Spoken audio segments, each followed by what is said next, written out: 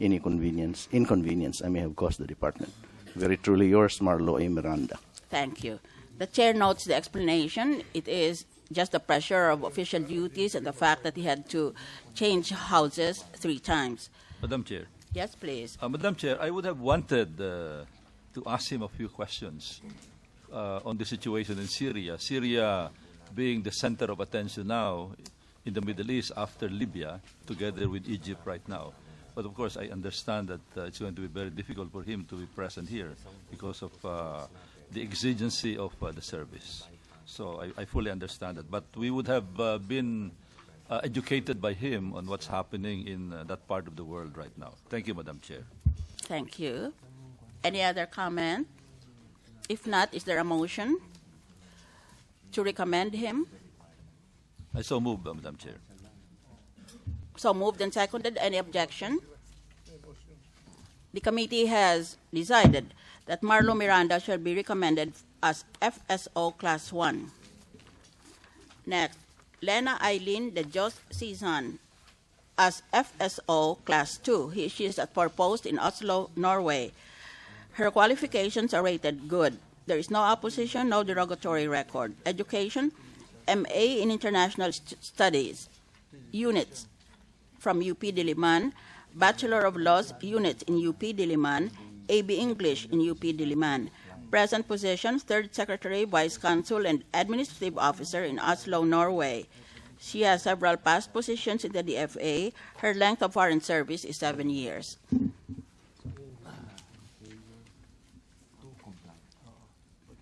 If there is no comment, is there a motion? I move, Madam Chairman, to consider the the ad interim appointment of Lena Ellen Dios Season for approval by the Commission. So moved and seconded. Is there any objection? Approved.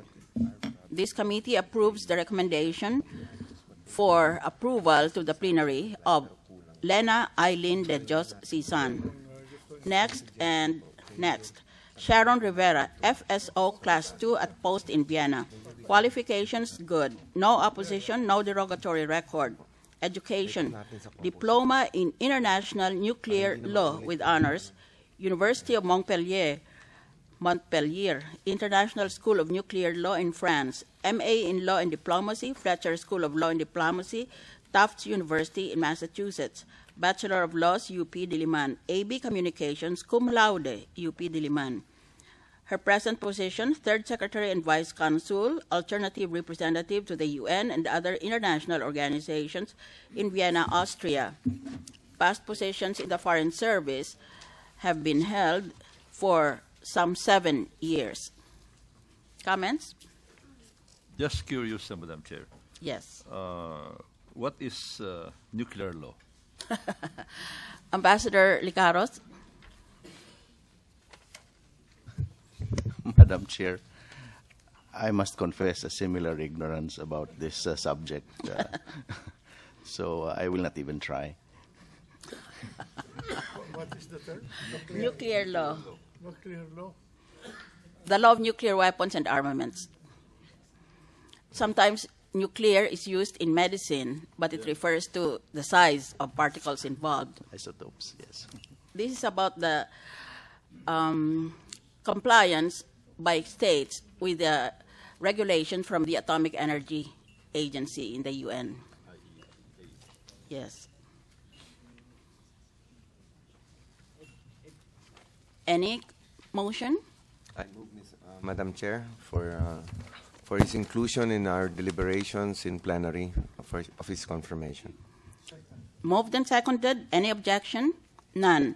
This committee approves that Sharon Rivera shall be recommended for appointment as FSO Class 2 in the plenary session. Last, Robert Eric Borge, FSO Class 1. He is at post in New York. Qualifications good. No opposition, no derogatory record. Education, Bachelor of Laws, units, Ateneo. AB Communication Arts, University of Immaculate Conception, Davao City. Present position, Third Secretary, Permanent Mission to the United Nations in New York. Some past positions in the DFA, which have taken 7 years. Comment? Motion? Second. Moved and approved. Objection? Moved and seconded. Any objection? None. Approved. Robert Eric Borge will be recommended by this committee to the plenary for FSO Class 1. Now let us return to the nomination of Domingo Lee, who is non-career, as ambassador to China with concurrent jurisdiction over Korea and Mongolia with the rank and emoluments of a Chief of Mission Class 2. Is Mr. Lee here? Will you come forward, please? This is the second time Mr. Lee appears before our committee. Mr. Lee, you will be testifying under the same oath to tell the truth. Madam Chair. Yes, please. Madam Chair, may we request the nominee to give his opening statement? Because I remember we usually allow nominees to give an opening statement. That's right. Are you prepared to give an opening statement, Mr. Lee? Yes, Your Honor. Good. Thank you. I'll just read your brief resume for the committee. In our grading system, we judged his qualifications to be fair.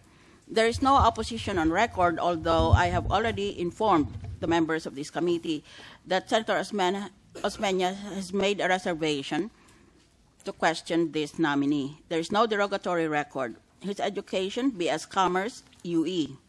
Present position, he is the nominee for these countries. Past positions, Chair of the Board and President, New Dynasty International, Chair of the Board and CEO, Philippine Banking, Advisor, Tower Steel, Director, San Miguel, Advisor, Metro Bank, Senior Advisor, Philippine Savings Bank. Length of foreign service, none. This is a non-career nominee. The Chair will just very briefly delve into the issues.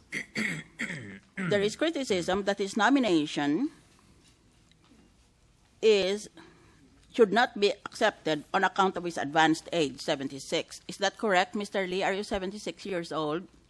Yes, ma'am, Chairman, Your Honor. Yes. And criticism as well for the alleged lack of diplomatic skills or experience and credentials.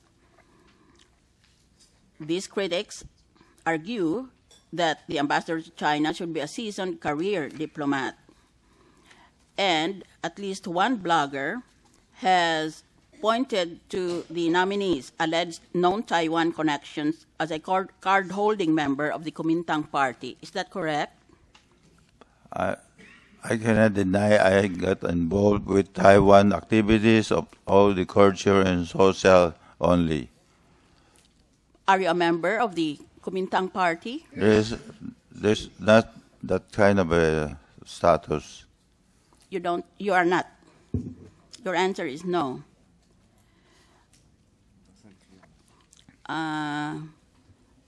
It is said that during the time of the late President Corazon Aquino, Mr. Lee, you were sent to Taiwan to do quiet diplomacy to prevent the mass deportation of thousands of OFWs, and that you eventually negotiated their legalization. Is that correct?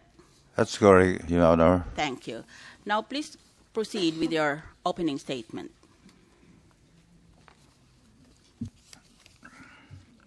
With the permission of the Honorable Chair and the members of these commissions, I wish to express my gratitude for your presence and for the opportunities to further clarify certain issues which have been raised in these proceedings.